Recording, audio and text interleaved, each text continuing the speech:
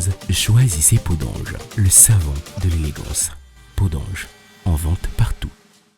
Bonjour à tous et bienvenue. C'est désormais chose faite. La communauté économique des États de l'Afrique de l'Ouest, CEDEAO, vient d'acter la chute du régime de Mohamed Bazoum. L'information est donnée ce 14 décembre 2023 par la CEDEAO. Après plusieurs mois de bras de fer avec les nouvelles autorités, l'institution sous-régionale est revenue à de meilleures résolutions.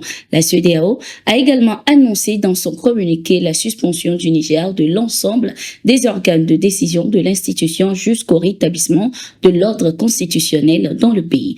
Le sommet du 10 décembre a reconnu que le gouvernement de son Excellence Mohamed Bazoum avait été effectivement renversé par un coup d'État militaire. Par conséquent, à compter du 10 décembre 2023, le Niger est suspendu de l'ensemble des organes de décision de la CEDEAO jusqu'au rétablissement de l'ordre constitutionnel dans le pays, précise le communiqué.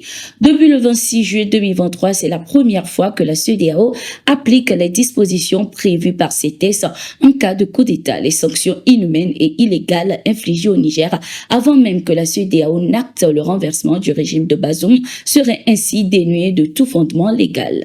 Je conseille à tous ceux qui ont une lecture ethniciste de la crise malienne ou sahélienne de changer de paradigme s'ils veulent faire partie un jour des solutions et du futur sahélien.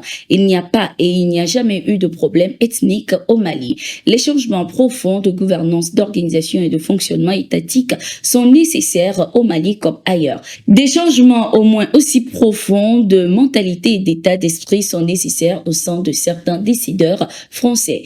C'est la réponse de l'ex-premier ministre du Mali, Moussa Mara, au chef d'état-major général de l'armée française ce 10 décembre 2023. Après la sortie très controversée du militaire français sur la crise au Mali, l'ancien premier ministre a indiqué dans une publication sur sa page Facebook que cette attitude de résumer la crise malienne à un prétendu problème entre nordistes et sudistes a causé des erreurs de jugement et des fautes qui ont été en partie à la base du rejet profond de la France au Mali.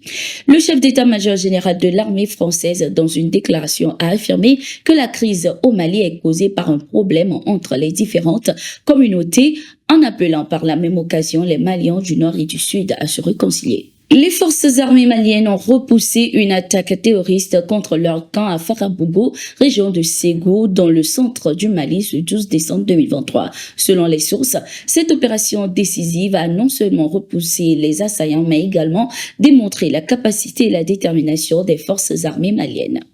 Selon les médias occidentaux, au moins une quarantaine de soldats maliens et de chasseurs traditionnels d'Ozo auraient été tués. Pour l'heure, aucune déclaration officielle du gouvernement malien n'a été faite.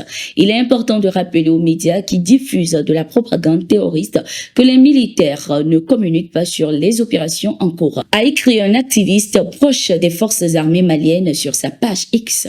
En République démocratique du Congo, des tirs à balles réelles ont été entendus lors de la campagne électorale du candidat Moïse Katumbi à Moanda après plusieurs affrontements violents. Dans une déclaration, le candidat a indiqué que ces incidents qui ont émaillé son passage dans la ville côtière de Moanda de la province du Congo central démontrent la faiblesse de ses adversaires qui, selon lui, sont gagnés par la peur de perdre le pouvoir. Il a également laissé entendre que les images des tirs à balles réelles de la police et les témoignages confirment que ces incidents ont été programmés, planifiés et orchestrés avec une volonté d'aller au crime.